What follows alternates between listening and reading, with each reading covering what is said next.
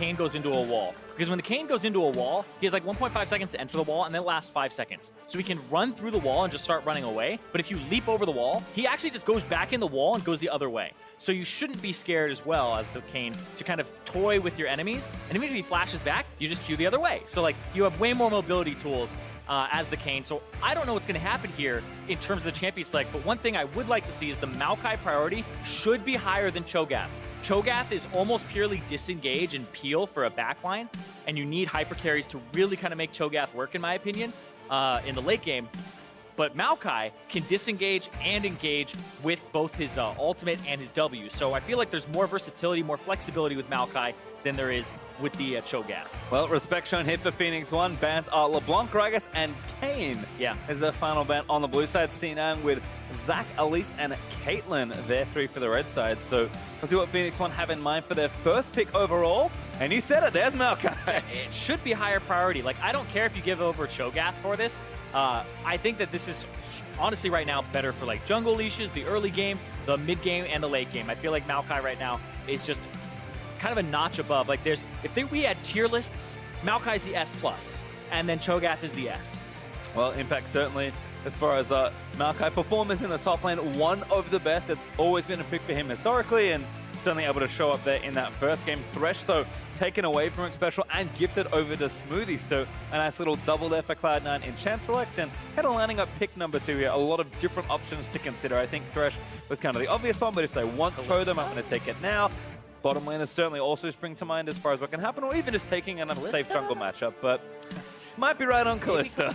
I was expecting to see this in game 1, and Thresh Kalista is actually a very potent bottom lane. And no, they're not going to go for it. The Jhin has just had the higher priority over the Kalista here in this matchup, which kind of blows my mind because Kalista is incredibly good right now. I mean, maybe a symptom of the patch as well. 7-14 may have risen something like a Jhin, which can use more lethality, potentially up towards, you know, one of those first pick champions. I think a lot of good options here for Phoenix1 regardless. But we'll see what they do go with. And Sivir, this is a pick that I think a lot of people have been starting to see more of, especially against the likes of Jhin. Wow. I was, flaming freak for playing Sivir in solo queue last week. Don't stop doing that. But now, so when I was talking about Cho'Gath is pretty much the disengage, Sivir Ultimate is now going to make it so the Cho'Gath gets to rush in, and so does the Maokai. There's a lot of engage potential here for Phoenix1. What is this team? Because of the fact that you get to, they didn't take Cho'Gath on Cloud9 side, you get both the S+ and S tier champions here, and they can play either top or jungle, so they get to figure out at the last minute what they want to be playing into. This is kind of cute from Phoenix1, and they have the enabler of the Sivir in the bot side. I mean, like you said, you would happily trade Maokai for Cho'Gath. Do you think Maokai is better? Well, Phoenix1 decided just to take both of them. And I think remove all the guesswork there for Cloud9. No need to consider which one they want because they're going to get neither. Talia is that last pick for C9 out of this phase. And like we saw on the P1 side, you're going to start protecting this pick with a couple bans here in phase 2. Yeah, and so we'll see what Pyrion's able to pick here. The Cinder ban I expect to come out. Yes, the Cassiopeia is the question mark, and maybe the Orianna. But what does Pyrion want to play alongside this team here? The Corki is a possibility. Corki and then like Braum might be what you want as Phoenix1 to round out the whole team.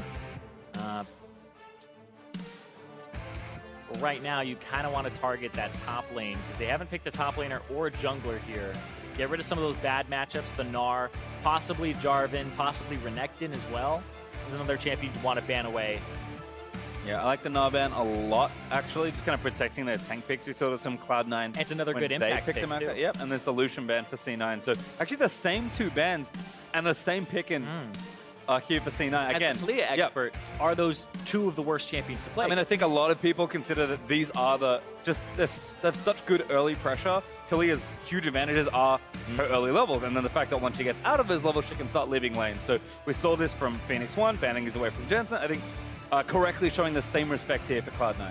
Yeah, that's a really good point. Free up that power and the Rek'Sai. Okay. One of the most common pairings with Talia is also this Rek'Sai. C9 have done this as early as last week. They were playing this combination.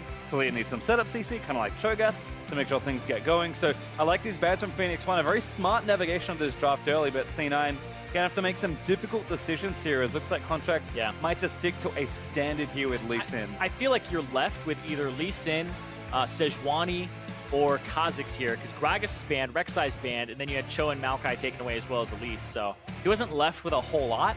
He was left with like a tanky option and then the Playmaker. So goes with the Playmaker and Elise in. So a little bit more early game for Cloud9, which worked out for them last game. We'll see what Phoenix1 have to finish off again. I think a really solid core of 3 champions that they picked in the first half, and now can kind of just pick through whatever supports they need. Cena invested so much into Jensen's matchup that especially apart from the Thresh being taken, isn't actually going to be under too much pressure. And this is something that people have also started picking up. Kassadin in a lot of these majors is pretty effective, so that'll be the pick there for Pyrian. And then Xpecial's going to get a fun one maybe. Alistar also seeing a rise in play as a champion that Xpecial knows very, very well. But see exactly where Phoenix1 settle on support picks. It looks like maybe Tom Kent is something they're thinking a bit more of, just to help in that 2v2 matchup. Or Tarek! Yes! All right, Tareen, tell me about Tarek. So I was telling people, I'm like, I think Tarek is actually really, really good right now. The changes to him actually look like you're hacking the game, because when you Q, you auto, and you instantly get to Q again, and then you auto, and you constantly do that in a chain. So if you get into a melee matchup against anybody, you keep auto-attacking and using Bravado as well as your Q, and it keeps giving you stacks of Q and instantly refreshes the cooldown. And it looks ridiculous, and the kind of the icing on the cake there is every time you do that, the Bravado passive also reduces the cooldown of your E stun. So he actually gets a lower cooldown on his linear stun later in the game, and it's pretty ridiculous to play against. And if you're going for team fighting with Civ or Tarek, this is a team that runs at your face, dives the tower, doesn't give a damn about the tower damage, and they're very tanky, as well as they can scale incredibly well. So Cloud9, I feel like they have to hit early and often and try to make something happen, and the Shen pick is definitely going to help them out there to try and make some early action. Yeah, kind of an interesting last pick from Cloud9. Shen has dropped pretty heavily in popularity, I'd say, but it is still a tank that Impact can play. I think they considered Rumble for last-minute switching. Rumble, of course, traditionally a lane bully against a lot of these tanky champions, but Impact deciding that needs maybe a little more global and team-wide threat. So potentially taking one of the more underwhelming tank top laners, despite how powerful his ultimate is, into what could be a rough early game here for C9. Because like you said, if they can't get it going early, they're going to run into so much trouble in the mid-game. Yeah, and I feel like the top laners for Cloud9 right now, it hasn't so much been that, oh, you know, Ray played, why is he playing? Impact's better. It's kind of been back and forth on who's performing better, and it's been really even this split so far. And I feel like Impact having a lot of champions taken away from him and then going for comfort still is a good thing for him. Just making sure that he's on a champion he's very familiar with, even if the matchup may not be as familiar right now with the Cho'Gath kind of being that new top laner people are playing. It's still good to have him on this champion that he can play his game and try to affect the map with. Well, certainly see what happens here, because P1 have drafted themselves up a doozy as they move into game number 2. Not one, but 2 of the big tanks here inhabiting that top half of the map. And I feel like if you screw up versus this P1 team, you kind of lose the game. Like, that seems bad. I mean, I'm being completely honest here, too. Like, if you give this Kassadin some early kills, the Tarek gets to get freed up in lane if something bad happens bottom, and you can go for dives earlier than normal, or even this Cho'Gath or this Maokai. Like, this team, it's not so much like snowballing, like, oh, this guy is killing everybody because he's a Maokai. That doesn't happen. It's more so they get to force the issue and play their style earlier, because otherwise they're kind of at the mercy of C9's early game. C9 have a winning mid lane. I feel like their bottom lane, quote-unquote, wins, except in like pressure, where the Sivir will constantly push you out with ricochets and be able to CS. But it's whoever gets better roams bottom. And on top lane, the Cho'Gath gets to push a little bit more with the Vorpal spikes. I think we're looking at a pretty different jungle matchup as well. Felt like Mike Young wanted to take the assassin into Kayn. This time around, he's going to have a tank versus the very aggressive Lee Sin from Contracts. Yeah, and against that, you know, Mike Young has played Sejuani and a few other like tank champions on the new patch, but hold on, they're trying to invade. Invade here, but Jensen is going to get some poke down onto Pyrian. Yeah, they want to make sure the same thing doesn't happen, right, with the Maokai saplings early being set up. You want to be able to disrupt it. He's put 2 down. Okay. I won't nitpick it just yet. Don't worry. There's another one. Mine comes into the but if left they both side hit at the same time, nice. Okay, cool. So because they don't hit at the same time, it's better, because there's only 1 dot. Even if 3 hit at the same time, you only get that one of them giving extra damage, and that'll kill it. Pop, pop. And just like that, red buff is gone. Markin going to move in onto the Raptor camp and have his sapling help out there as well. So again, all these new picks, there's a lot of different intricacies you have to learn, but again, another nice little setup there from Mike Young, and that camp evaporates. Yep. I like doing the Raptors second because you do a lot of damage with the saplings. Start on a buff, and then move over to the Raptors once you have your Q, because the saplings do % HP damage, and there isn't that much HP on the Raptors, so the little ones don't take as much as, say, from a Maokai Q and Arcane Smash. Yep, we can see 2v2 already action early as the flayback from Smoothie. Bramble Smash. He'd hope get some nice shots down from Sneaky. Prior to the Colossus is the master choice there for Thresh, and a special actually with Wind Speakers. So he said kind of all that healing that Tarek can chain together. Oh, Contracts is invading. So he took a EXP Quint, did 2 camps into going for the Scuttle Crab. This is warded up by Mike Young, though, who's now going to see that ward. Now going to see Contracts. Ooh, big whoop barely going to miss, but Contracts actually nails Mike Young instead. Damage. He's going to get laid down here, but nice bramble there from Mike Young, smashing Contracts back. Pyrion, though, already pressured, so Contracts feeling a lot of ease to walking at this jungle because these solo laners are pushing. Yeah. The fact that you pick a Kassadin, like I said, you have a losing mid lane, and the Talia gets to shove in, you get to kind of have priority in the jungle here, and Contracts will take this away. This is well played, because you can't sit on your hands against this team composition of Phoenix1. You have to be very active. Can't mess up either. Can't drop the ball early. And so far, it's been going quite well for Cloud9. First 3 minutes of the game, looking good. Also, shutting down a lot of that damage there from Cho'Gath. Get a lot of that % HP damage from the Q pass-through on Shen. And now he knows that Contracts is topside, so the dive would be quite easy. Nope, just going to tank a turret hit. No problems there. It is kind of interesting, though, to consider, again, like the metagame shift, because 714 has added so much to the game. I think a lot of the reason Shen might not have been as good is just because of how many fighters and bruisers were in the top lane. But if people are just playing a lot of tanks here, maybe Shen actually does feel like he's got a better suite of matchups now, with not being the exception, which was already banned away. Yeah, there's a big possibility there, because Shen actually does quite well into other tanks with the % HP damage that he has at all points in the game. And it affects their itemization, because you kind of want to go for, well, magic resist up against the Shen, because the Vorpal Blade is magic damage.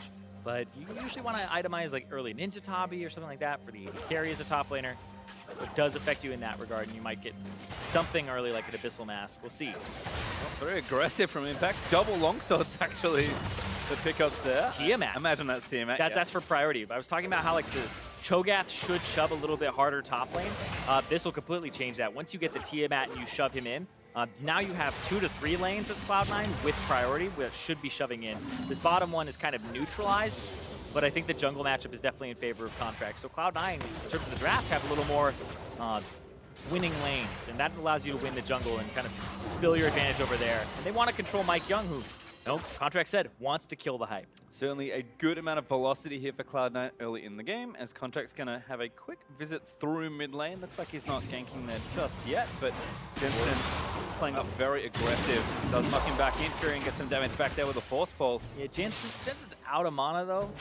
So kind of hanging around here still, making sure that he shoves it all the way into the turret, and the Kassadin will get some free farm as he goes for a back. Yeah, important to note, Tyrion did already burn his teleport, actually, and for nothing in terms of items. Yeah, it doesn't look like it. So Mike Young going to invade. Good smite away, gets the big raptor for his troubles, but a safe back there for Jensen. Going to go back and get that lost chapter. Mike Young going to take away the plant out of Cloud9's jungle. Definitely able to leave his jungle a lot more freely. Contracts just completely ran over Mike Young as far as total jungle control and pressure went. So Mike Young, despite having, kind of the more defensive jungle pick, able to find Contracts and do a nice little bit of outsmiting for some counter jungling. Yeah, it feels like if you're playing the aggressive AD jungler early against the tank jungler, you can't be shy at all about invading. But if you're the tank jungler, you also can't just be like, oh, I'm a tank jungler, and be like defensive and get in your shell. You really do have to kind of still be a presence on the map, or you give too much free reign to the early game jungler. Yep, don't want to lose slowly, certainly. So we'll have a look at Jensen's. Yeah, this was the ridiculous thing about his Week 6 performances. It was 1 win, 4 losses, but only 3 deaths in 4 losses. 21 kills, 3 deaths, and 24 assists.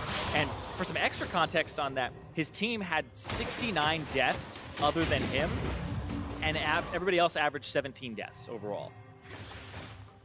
So, I mean, Jensen has just been playing so spectacularly well, and that is with Cloud9 having maybe a rougher season than they may have expected coming off their finals appearance in spring. Mike Young, though, just taking away his jungle contract, continuing to poke in there. His Impact gets a great taunt in onto the Cho'Gath. Level 6 is here, but not for Contract. So Zig already used his feet. Contract's going to feel this invade. Jensen's going to roam up as well. Contract aiming up that kick, landed the Q already. Oh, Have to be careful though. Going to push the wave all the way in, and now Zig can't really run anywhere. Does knock up Impact, but damage still coming out. The silence is good. Jensen taking up a few too many hits, but Burst Blood over to Contracts. Yeah, they're going to dive perfectly on top of Zig, shutting him down. I mean, when Mike Young came in, there was a lot more top focus from Phoenix1 with the Nidalee Renekton combos that they were constantly busting out. But now it just seems like ganking top lane, getting Impact freed up, getting him an advantage in this matchup is very much so helping Cloud9. And people criticize Jensen like, oh, you know, 21 kills, 3 deaths in their losses. He obviously didn't do enough with his gold lead. That's why this Taliyah, I feel like, is going to be a good champion to see what's changed for him this week, because now he can affect those side lanes and roam very frequently. And so that's what you're looking for here, is how much he can spread the lead around once he has an advantage. And up against a Caston, it's like the easiest matchup to do it against, too. Certainly given. But he's going to go in. Oh. Pyrion getting aggressive again. There's actually the ultimate from Impact. Might turn it back around. Jensen flashes forward. Impact with a taunt. Knock back in there, and Jensen grabs a kill. Yeah, that Rift Walk level 1 has such a long cooldown. It's 5.7 seconds. He went in. Immediate response there from Impact. Pyrion didn't try to kind of go against the shield and burst it, because the Storm Raider surge from Jensen was giving a little more extra mobility. And the flash chase was right on point. Well, favor returned there for Impact after Jensen's roam to the top lane. Impact pops down with the ultimate into mid lane as Cena getting aggressive everywhere.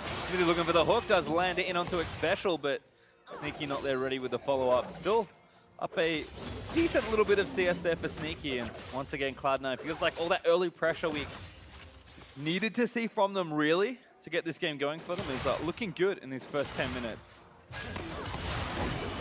Still going as well, but Stun's going to land in. X Special starting to get the slaps down. Smoothie trying to peel him away, but X Special unrelenting in that damage. Brute does land though. Hook's going to land in as well. Smoothie going to try and play him back with the ulti pop by Arrow's going to look to turn a kill around. Stun is going to land in onto Sneaky. Smoothie barely dodging the rest of that damage.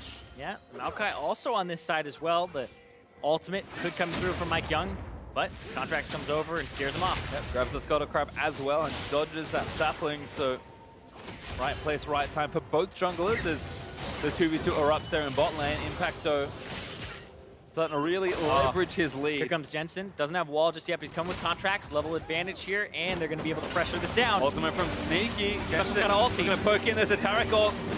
Going to try and wait it out, can still be CC'd though. Contracts flash kicks one back in, but the TP down from Cena. Going to try and complete the play. Contract too far as marking him to take him down, and Pyrion has entered this bot lane. Jensen now going to have to run away as Zig also moved down. Yeah, this is everybody as well.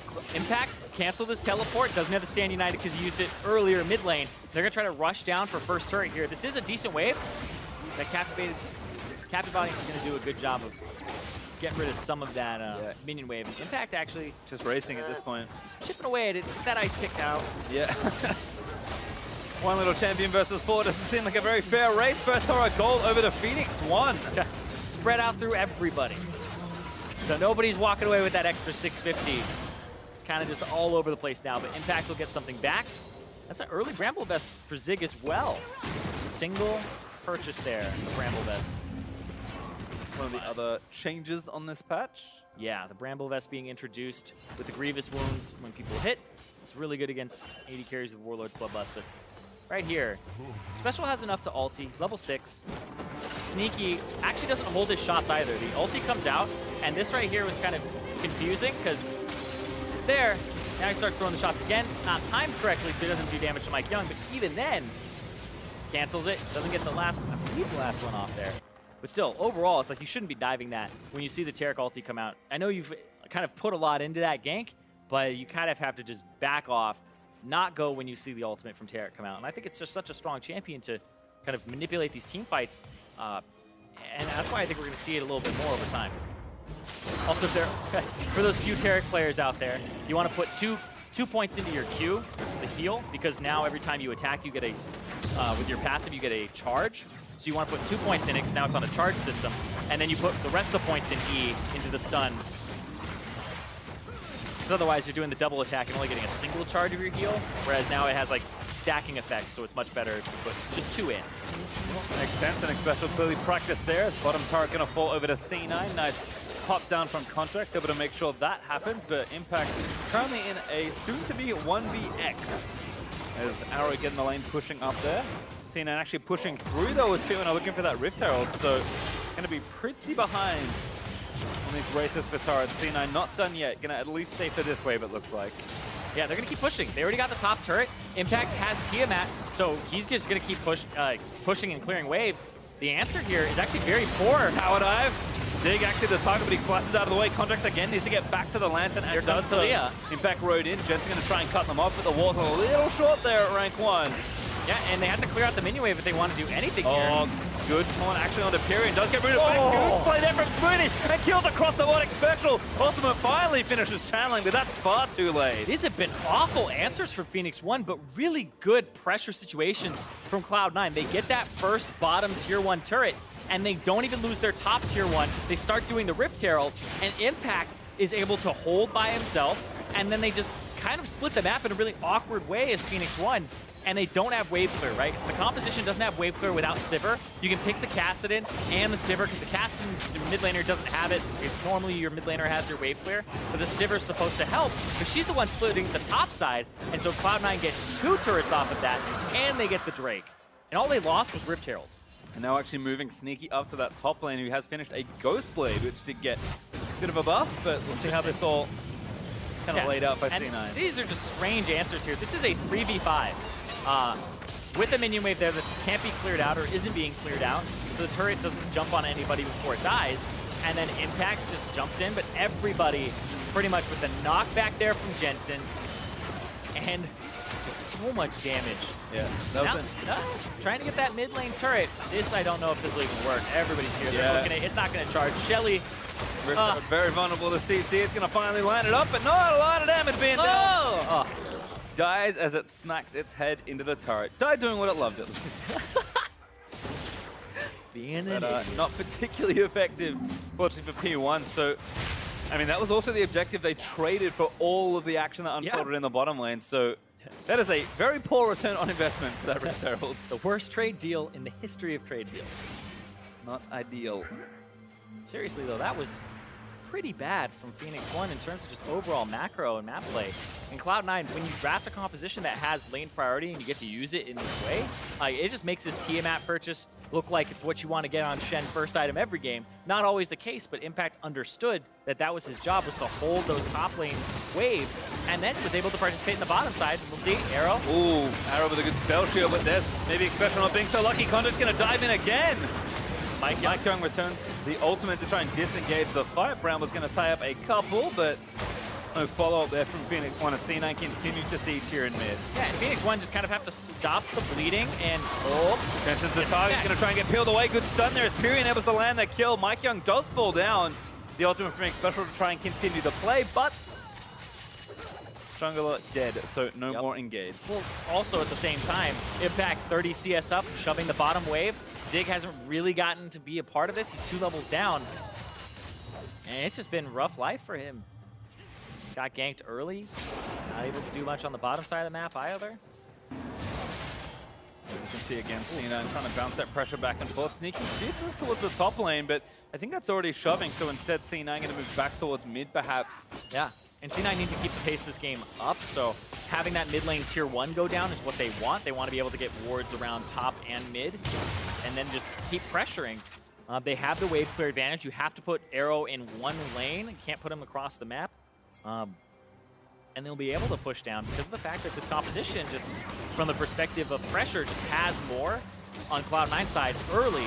Later, you'll get the 1-3-1 for Phoenix1. And you can see this punish onto Jensen, but then also Mike Young going down. Just a trade there of 1-for-1, and then everybody resets and just grabs waves. Yeah, you have to keep the pressure up, so we'll see if Contracts goes for something here. Yeah, really good positioning just in the Raptor camp. As P1 actually peel off together to get some vision down and donate the blue buff to Pyrian. Oh, they're going down bottom. Cloud9 are going to try to kill Zig here. Not quite getting cut off here, but the rest of the team's there. Puts the wall down, hops off, and now Zig going to get rooted back in. Knocked the other way as there's the flame from Smoothie. Just knocked around all over the place. Zig falls to Jensen. Yep, and now mid lane, Arrow is shoving it, trying to get that tier 1, but Cloud9 are going to say, all right, we'll trade at tier 1. We'll put pressure on the bottom side of the map and this inhibitor turret. We'll see what happens here, because remember, Arrow is that sole source of wave clear that they really have to worry about, and now here's all this damage on this turret. Impact can join as well, so C9, huge amount of initiative here in the bottom lane. Going to be able to take down this inhibitor turret. Inhibitor itself will stay unthreatened, but C9 opening up a big hole in the map they can try and exploit. These trade deals, man. Over and over again. Because of the wave clear being exploited, wherever Arrow is, just go somewhere else, make a play. They were able to exploit Zig there, who's just kind of starved for farm now down 42 CS. You know he wanted to farm that wave. They're preying on that, and immediately just went there and got it. So Cloud9 really just identifying a lot of the issues in P1's macro game when there's pressure on them early. And I feel like such a big change from the C9 we saw in the last weekend, where even when they had advantages with like impacts, they weren't playing to side lanes nearly the same way. So certainly have refined a lot of those things. And I think, yeah, maybe having to relearn some principles here and there, but Pat seems to be helping out for the team, and certainly a lot more together than they were in their O2 week. Exactly. And as a connoisseur of memes, the one about Jensen not spreading his lead around enough is sometimes true, where he gets attention and it doesn't go to other side lanes. Well, when he's playing the Taliyah, it's your job to do that, and he's been able to do that. So I'm loving his wall so far this game, and it's definitely a champion that circumvents that kind of play style that they fall into sometimes when Jensen's the only one who's doing well on the team. So Sneaky and Arrow having a duel. Arrow losing the early trades. Looks like another Dirk up for Sneaky, so the return of Lethality Jin appears to be in full force from the solo queue. Now into an LCS Siren. I'm hoping that's a Dustblade for Sneaky, and that's my assumption. Yes, I would assume so as well. The Dustblade, exact same build path as Youmuu's, by the way. It's a Caulfield's Warhammer and a Serrated Dirk. Daggers everywhere. Yep, just buy both. They don't know what you're going for. And you eventually just buy both of them anyway. So 8 daggers for your first 2 items. How's that? Sounds like a great build path. Once upon a time, there was a very well-known top laner that loved to build daggers. He would be proud of the metagame we have now found ourselves in. That was PDD, for anyone playing trivia at home. Jarvan expert and dagger connoisseur. Exactly. I remember the Jarvan. Just every game, man. It's funny. So many daggers.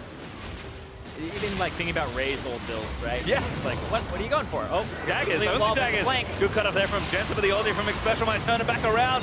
Torn gonna try and land in with a great double stun. The root lands in with the playback, but Smoothie as Jensen barely alive, gets healed out of it. With a massive amount of knockouts, gonna lock up Contact. Impact still trying to fight it out, but C9 on the retreat. Another good knockback as Pyrian's chasing him down. Impact, he's tying up as many as he can, but the carries are gonna finally get a pick onto Pyrian. Impact going down, finally he gets feasted on by Zig. Huge team fight win for P1. P1 want this, and right now, Mike Young is kind of getting blown up. They don't want this though. Zig has to tank both the Dragon and the shots. Mike Young is going to actually get one back there. Jensen's going to try to flank. He's going to try to kill. Oh, Mike Young. Oh, he went to the Dragon. A few more seconds. Zig now gets chased out. Sneaky. Silence going to land in. Sneaky going to get knocked up, but he dodges the next hit. Movement speed. No, not enough. The autos do take him down.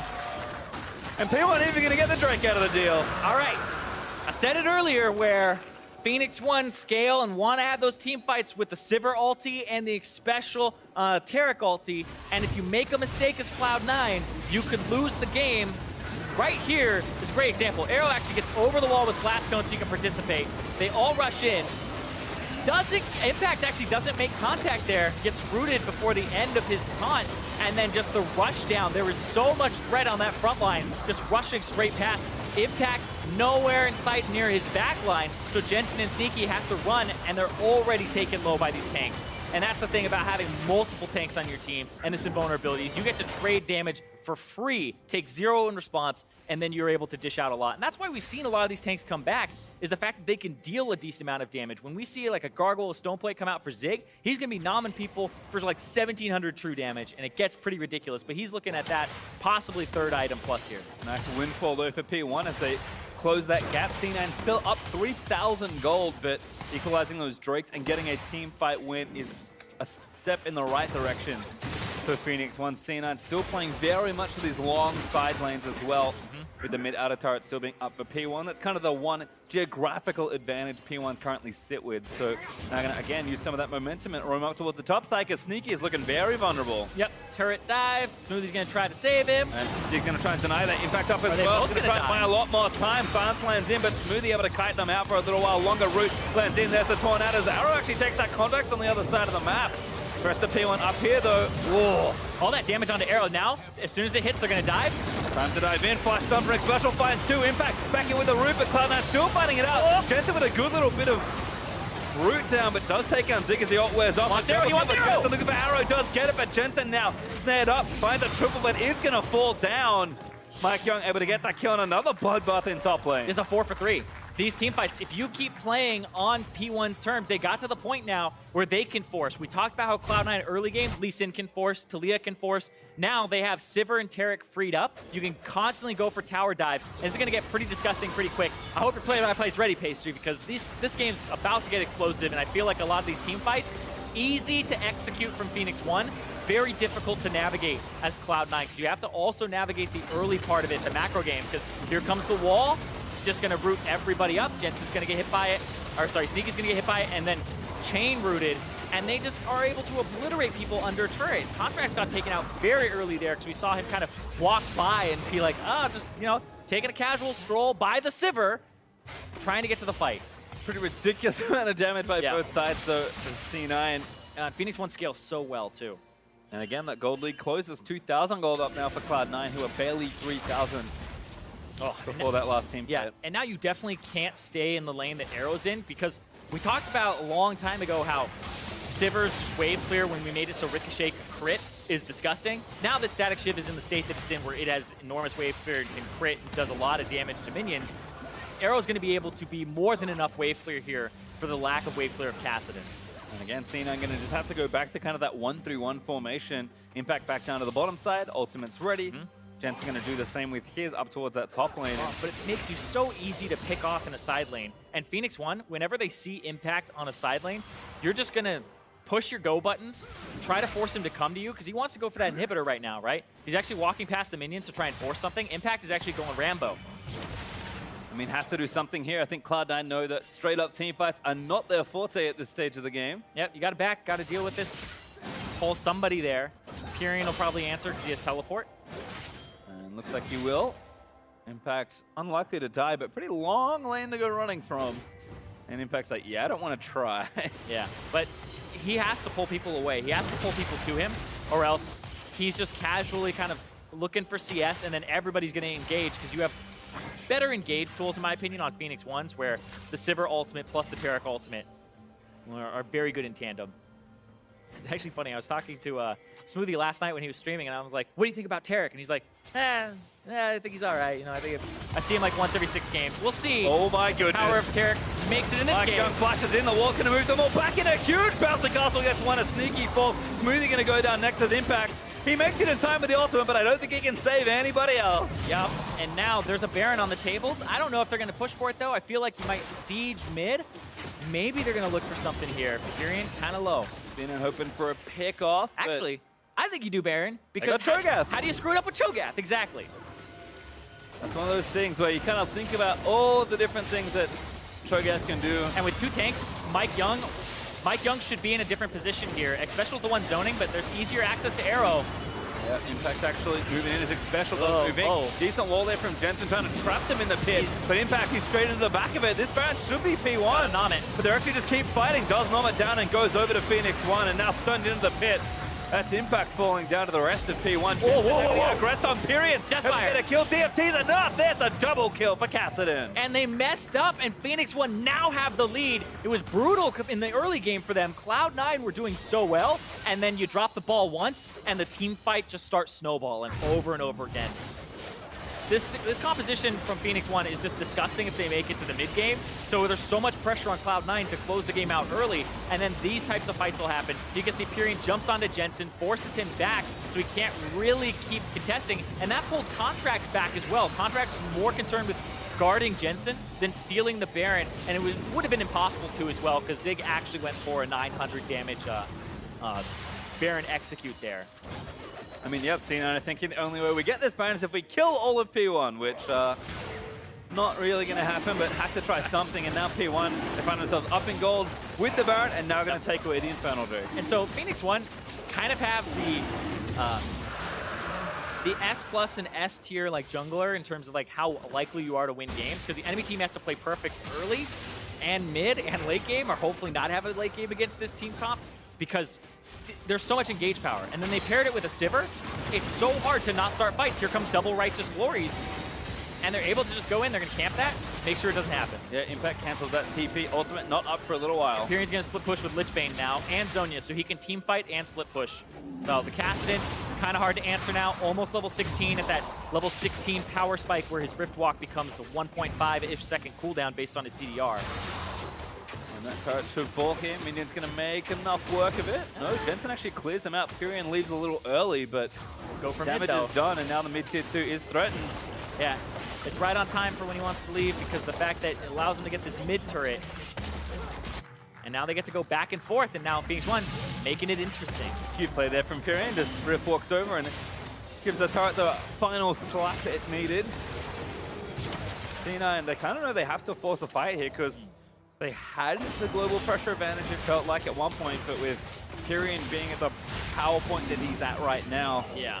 So it was like Zig was 2 levels down behind Impact, but now Pyrian is a level up over Jensen, and so he has a large advantage, and now hitting that level 16 and that power spike of the Kassadin, it's a 1.2 second cooldown Rift Walk, so very constant in terms of how much he can do them. Very constant in terms of how constantly he can do it. Constantly doing it, by the looks of things. Blue buff over to Pyrian as well, going to make that even easier. C9 do Zerg down the mid turret, so finally able to bust open that outer section of the map, but that'll be evened up by P1 as they take this top outer and look to play with the next 35 seconds of their Baron buff. Yeah. And I'm looking at the CS now. It's like Zig, he's down about 60, but it doesn't matter because he's part of those team fights, right? Gets the Righteous Glory, presses it, silences everybody for 2 seconds because he maxed the W second. Just the team fight power of Phoenix1's comp is pretty unrivaled in this game. It's going to be so hard for C9 to win in terms of a team fight in a 5-on-5, but even split pushing, they don't have as many TPs, and the Kassadin is just really difficult to answer. Here comes the dive. Another Maokai ulti. Looking for turret damage more than anything. Everybody's zoned down of the way, gets a double root on the back end of it as C9 going to try and find it out. Derek ulti. Viking actually, kicked out of it, doesn't get in. Jensen able to pick him off, but Impact already fell. Inhibitor turret falls down, and now the inhib itself threatened by the rest of P1. A hook lands again, though, in onto Zig. Forced to flash out of the way. C9 still do a decent amount of damage as Contracts faints in, baiting out that Tarek stun. Yeah, Arrow flashed as well. He flashed and healed. Like, he spooked him. Well, C9 still take a lot of hits there as Phoenix1 able to knock down the turret in that top lane. Inhibitor will stand, so a bit of breathing room for C9, but a monumental Baron power play to give P1 the lead. Yeah, and so here comes the Maokai ultimate just being used. Nature's Grasp just to make sure that everybody is zoned away. They'll push Sneaky back, they'll push Contracts back, and then Jensen has the wall to prevent the retreat. Really well played there on the Talia, and then the kick out there to kill Mike Young and make sure he doesn't get the invulnerability. They get the turret, and they don't get much more after that. They get some inhibitor damage.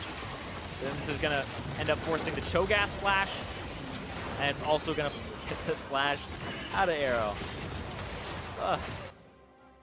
Well, sometimes going for the feint is worth it. A nice few plays there from C9, but it's only little advantages that they're really building here. Yeah, and right now it's so hard to go up against this team comp, and the items are coming in as well. We have the Gargoyle Stoneplate from Zig. Oh, it's just slowed for so long. Ugh.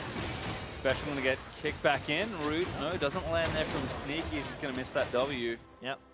Like I was saying, we have these items coming in, like the Gargoyle Stoneplate for Zig, so he has the true damage bite on that scales with bonus HP. Gargoyle Stoneplate counts as doubling your HP, and it's all bonus HP. We'll check in on his stacks. He's at 8 stacks right now. You can actually get another one from minions. Surprised that he hasn't gone for one. The way that the stacks work on Cho'Gath now is it says you can get 6 total stacks from minions or monsters, or non-epic monsters. He's at 5 out of 6. So it'll just say you can get 6 from it. He is at 8 right now. It means you can keep getting more. So he's just missing out a little bit there. He'll find one. He's more concerned with nomming champions as Sneaky does get the red buff miraculously right out from under Phoenix1, who are looking to steal it. But the real prize is this inhibitor in top lane. With Baron spawning back up in a minute, it's a prime bit of real estate. Yeah, the Phoenix1 to demolish. And we're going to have Cho'Gath pushing the mid lane instead of the bottom lane, a much closer lane to rotate to. And so he'll try to get control of the mid section here, the areas in between. And then you can kind of path between the two. And then force. I feel like Phoenix1 right now, you can just say, screw it, hit all your buttons, let's force it. Toledo wall comes out. Oh, nice wall, actually going to cut off Pyrian, but he's the one that gets over it easily. So Rift walk over, Sivir ult popped. Zig taking damage on the front line, but he soaked so much. Hasn't even popped the stone plate yet. Inhibitor does fall down. P1 just brute force their way through there in top lane. Just forcing it. And they can do that every time they have Sivir ultimate. Just make everybody super fast. That was also the only ultimate they used. Yep. So still plenty of tools left to fight. Cino not quite able to get as many cooldowns as they would have liked. And pings on the Baron already. It's up in 10 seconds as Phoenix1 going to throw the control ward in the pit. They've already swept out the area, and Cloud9 going to have to face check a brutal team fight comp. Yep. They don't have the Sivir ultimate, but they have one Righteous Glory up right now. Starting it.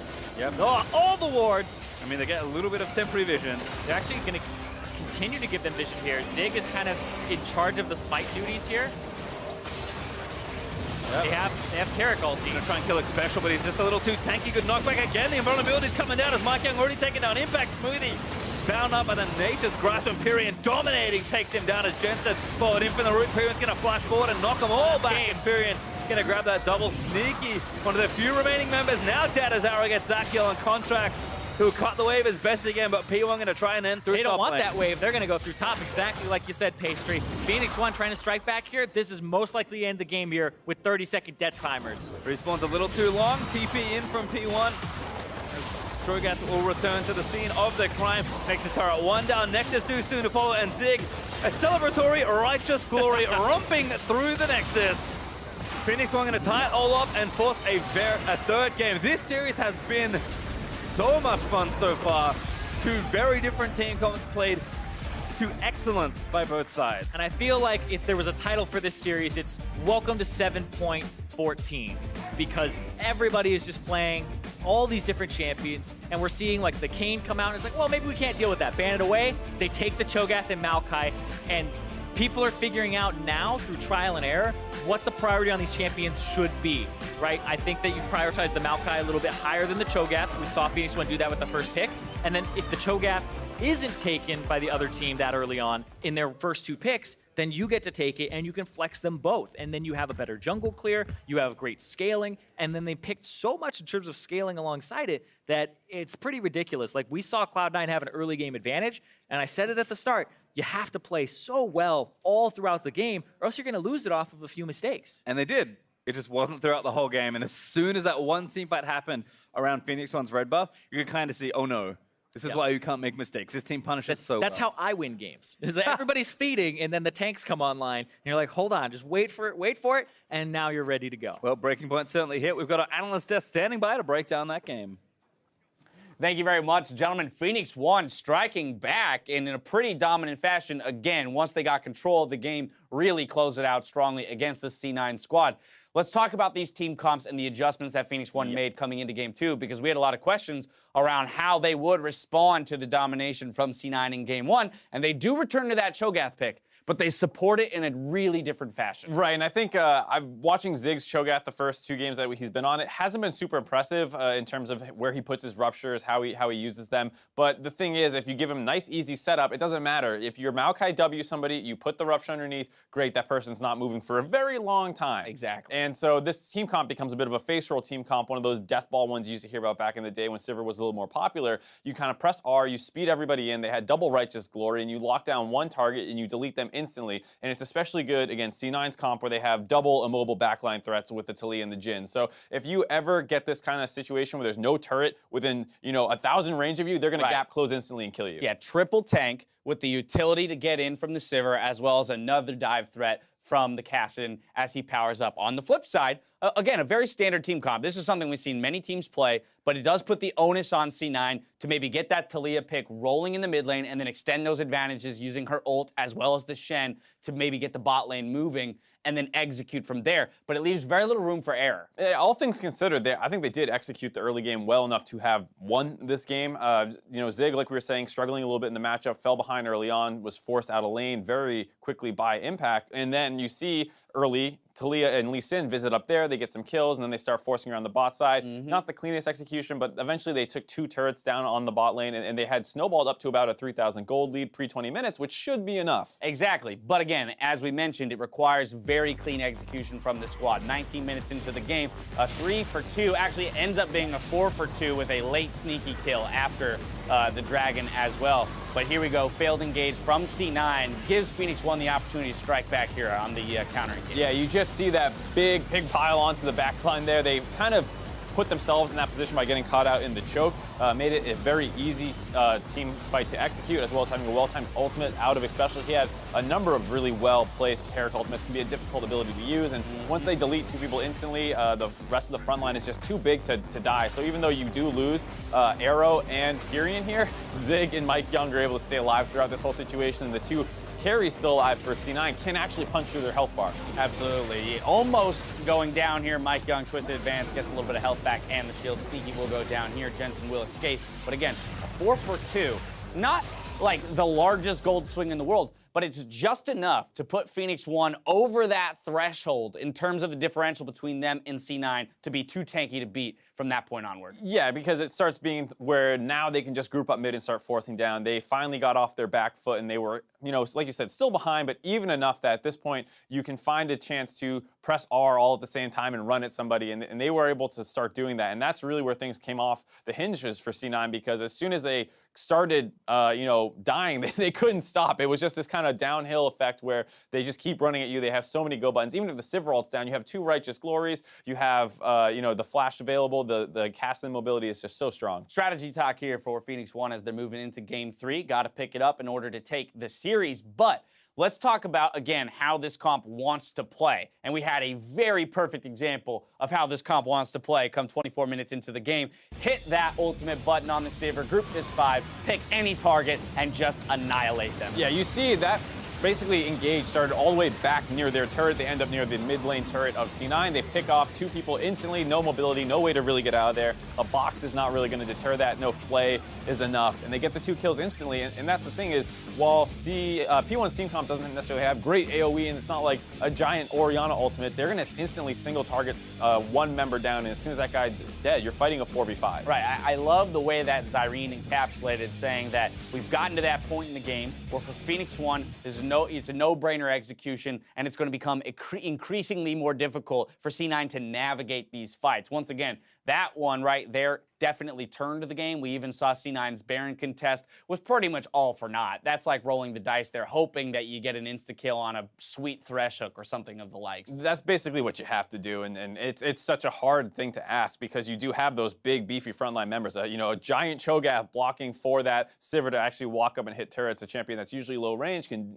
struggle in doing so. A lot easier when you have 3 tanks. Almost impossible to thread that needle. Player of the game going to Xpecial, a ton of key ultimates. Again, when we talk about C9 are playing that early game correctly, if it weren't for some of the ultimates out of Xpecial, maybe the gold lead balloons to a point where it isn't redeemable. Right, in that replay in the first one that we had, you saw how he was able to protect them while they ran forward and actually got the first 2 kills. Also, there's one bot lane play where C9 really over-aggressed during the ultimate of Xpecial. They used the Talia W as well as Contracts went for a flash kick. They end up doing no damage, and P1's able to turn that, which stemmed the bleeding and just bought more and more time. And that was really impressive out of Xpecial. I think this is where we return to that discussion around the assassins and lethality versus the viability of tanks, because again, a very standard team comp out of C9, and there were ways for them to win, but this is terrifying to know that, hey, as soon as I pick a Jhin, the other team has the option to draft 3 tanks and say, come at me, you're not going to kill all 3 of us. That's the thing is right now there's so many good tanks down the bot lane. I mean, we talk about Taric, something that was changed on 7.14. They changed the Q as well as his passive and how he generates his charges for that We spell. already had Braum and Tom Kench. You already had those Alistar got his changes. So you're looking at a lot more supports, you're looking at a lot more junglers, and the fact that top lane has always been at least somewhat representative with tanks in there. So you can end up with these 3 tank team comps very easily, and that is something that shuts down the double lethality, or